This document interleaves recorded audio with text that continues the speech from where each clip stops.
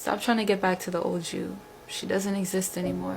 What you've been through, what you've experienced has changed you. You're different now. You're wiser, you're much smarter. You understand people differently now. Your worldview has changed. You're also not into the same things anymore. Different things excite you now, like expanding your creativity and connecting with God, and expressing yourself out loud is now freeing. You are not the same person anymore. You've changed and you've grown. You are a whole new you, and it's time you start to accept her. Trust me, she's super cool.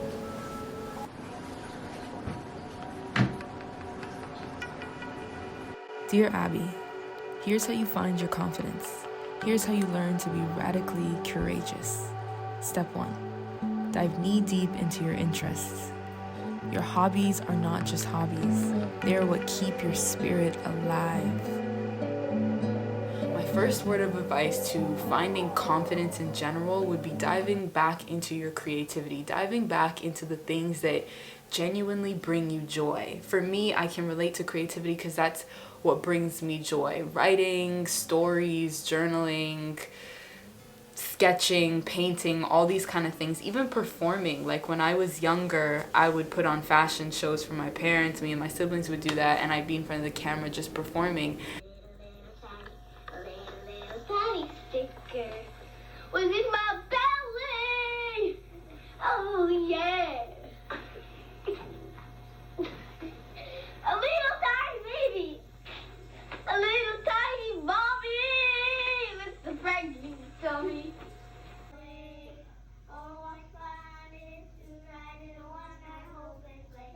Hey, jingle bell, jingle all the way. And that would be something that would literally spark my spirit. And so oftentimes our creativity is related to who we are at our essence. So if you are a creative person, dive into your creativity. If you are not necessarily creative but you find interest in a certain topic or interest in anything, dive into that and really allow yourself to learn and freely express. Arts, performing, dance, writing, these were all things I enjoyed and loved doing as a young kid and as a teenager, but throughout the years I put them in the figurative closet. I put them away because I started to develop this relationship with creativity where I thought that anything artistic, anything creative was simply for fun. And so I thought that when I would write and when I would do these creative things, it would be taking away from anything that could be success. So in my mind, taking the time to do my homework, taking the time to study and pour myself into academics was way more valuable than arts and creativity. And so as the years progressed, as I got older and moved throughout high school, I completely cut off any form of creativity because I was so hyper-focused on my idea of success. There is a level of mastery in every craft. Whatever it is you enjoy, whatever it is you get lost in, that your spirit finds flow in, can be mastered. Within every craft, there is a level of self-mastery. And so in order to gain your confidence, I think we need to really be good at things, right? Otherwise, what are we being confident in? What is there to be confident in, right?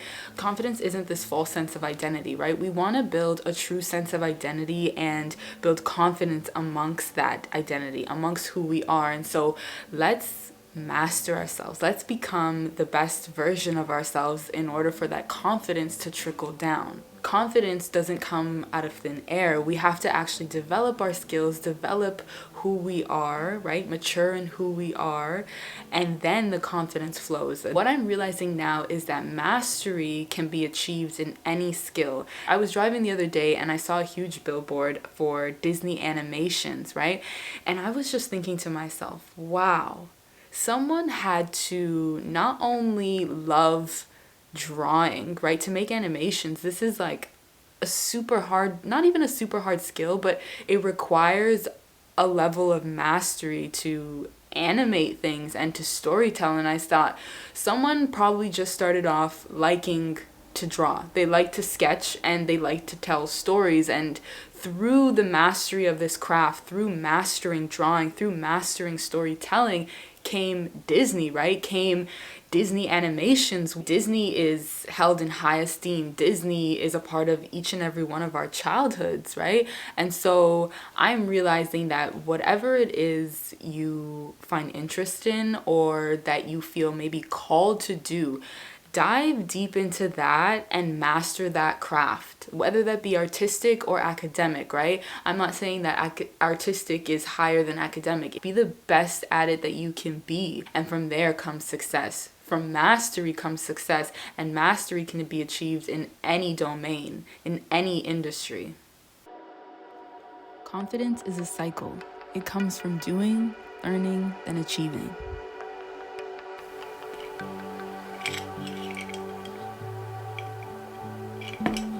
Confidence is a positive feedback cycle. It comes from doing, learning, and then achieving. A positive feedback loop is when the result of an action leads and pours back into an increase in that reaction. And so when we talk about confidence, it comes from doing, learning, and then achieving.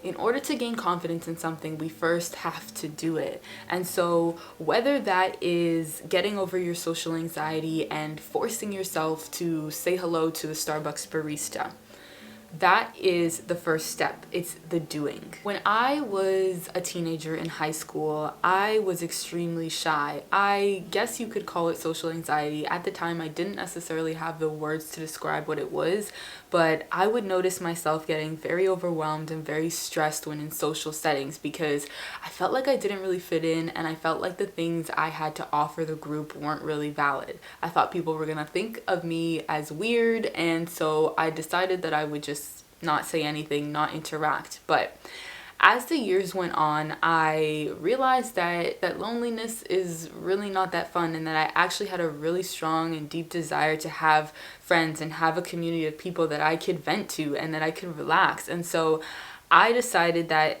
I have to make the first move. I have to start putting myself out there and talking to people. And so my action, my doing point in this cycle of gaining confidence was forcing myself to say one thing in a social interaction. Or it would be going up to a group of girls and simply just sitting with them, right? Just taking that first step to put myself in an environment that I wouldn't necessarily be comfortable in, but I knew was moving in the direction of my goal, which was to make friends and be a part of a group of girls that I could really connect with and have a good time with. So that was my doing. My learning was I started to realize that people are not thinking about me as much as I think they are, right? A lot of my social anxiety and shyness came from all the thoughts that were in my head, right? My assumptions and presumptions that people wouldn't like me or that people wouldn't understand me. But what I learned from actually doing was that people did enjoy hanging out with me. People weren't thinking about me as much as I thought they were. Actually, what I also learned was that people enjoy my company and people love the energy that I bring to a room. And so with that, I learned about myself. I learned that, hey, I have value. There are things that I bring into this room, right? And people can see that. Now, what I achieved from that, because the cycle is doing, learning, and achieving, right? What I achieved from that is a certain level of self-confidence, right? I was more open and free with my speech, where I would take more risks, I would tell jokes, I would show a little bit more of myself because I was slowly building up that confidence. And so I achieved a certain level of confidence by simply throwing myself into an uncomfortable situation. Now, my advice to you is not throw yourself headfirst, full body into your deepest, darkest fears. But if there is something that you have been thinking about for a long time, if there is a part of your life that you know that you want to change, take a small step towards the direction of your future self, right? Take a step towards who you see your future self being, or whatever it is that you see yourself overcoming. Take that scary first step And know that what comes after that is the learning. And after the learning comes the achieving. And after the achieving comes the confidence. And it's a positive feedback loop where each and every step pours more and more into the other step until you're increasing and increasing and increasing in confidence. In order to build confidence, you have to actually take a step towards the thing that you are lacking confidence in, right? And that step is actually going to positively pour into your confidence. It's scientific. It's just how it works. If you don't believe me, go and try it yourself. Anyways, that is the end of this video. I want to thank you guys for watching. Don't forget to like and comment down below. Subscribe so you don't miss any of my videos, and so that we can build this beautiful family on the YouTubes. If you haven't already followed me on Instagram, do that. I started making more and more content and I'm really happy about it. So go check it out. And go check out my TikTok as well, because I make lots of content there. I will see you guys next time. Love and life. Life and love. Toodaloos, guys.